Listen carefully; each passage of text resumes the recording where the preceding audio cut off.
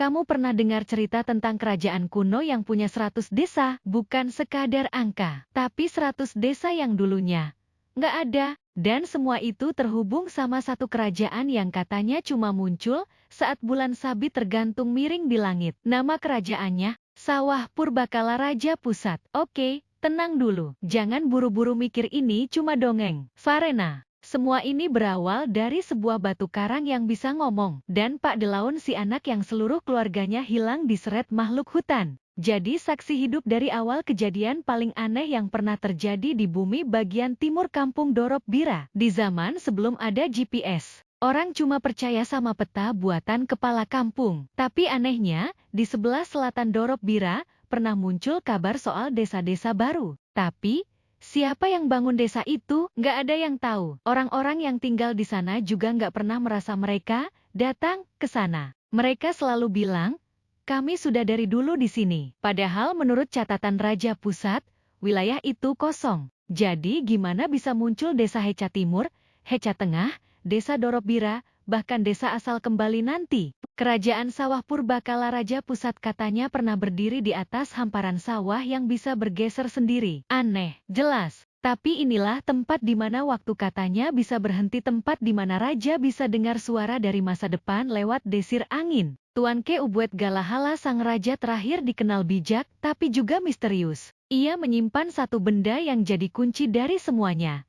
Cangkul Dewa Lapuk Muda. Konon, sekali cangkul ini ditanam, dari tanah akan tumbuh sebuah desa yang indah maupun mistis tergantung cara cangkul. Dari beberapa cangkul, maka muncul beberapa desa, dan pada setiap cangkul akan muncul satu desa. Disinilah muncul benih kekacauan. Desa Heca Utara ini adalah ibu kotanya kerajaan Sawah Purbakala Pusat Raja. Tuan Ke Ubaya Nagata Kakar Putra Raja, yang akhirnya dikenal sebagai Konok Bodoh dikutuk jadi makhluk mengerikan karena membunuh ayahnya. Ia kabur ke hutan, menyendiri, dan mulai berburu manusia berdosa. Tapi anehnya, setelah kejadian itu, muncul desa-desa baru. Konok Bodoh katanya menggali tanah dengan cangkul yang dicurinya sebelum lari ke dalam hutan. Tapi bukan lubang yang muncul, malah pemukiman. Desa Heca Selatan, Desa Apadaya, semuanya katanya berasal dari bekas cangkulan Konok Bodoh. Salah satu yang paling menyeramkan adalah desa asal kembali nanti. Penduduknya nggak bisa keluar desa. Kalau ada yang nekat keluar, tubuhnya balik ke rumah dalam keadaan utuh. Tapi jiwanya udah nggak di sana. Mereka cuma duduk, senyum, dan nyanyiin lagu lama tentang sawah yang menelan matahari. Desa ini cuma kelihatan kalau kamu nyasar, dan hanya muncul di peta yang dilukis pakai tetesan air mata. Disinilah awal mula kisah Pak Delaun dan sahabatnya geng Kocokco. Warga percaya ada satu makhluk penunggu yang mengatur semua desa ini.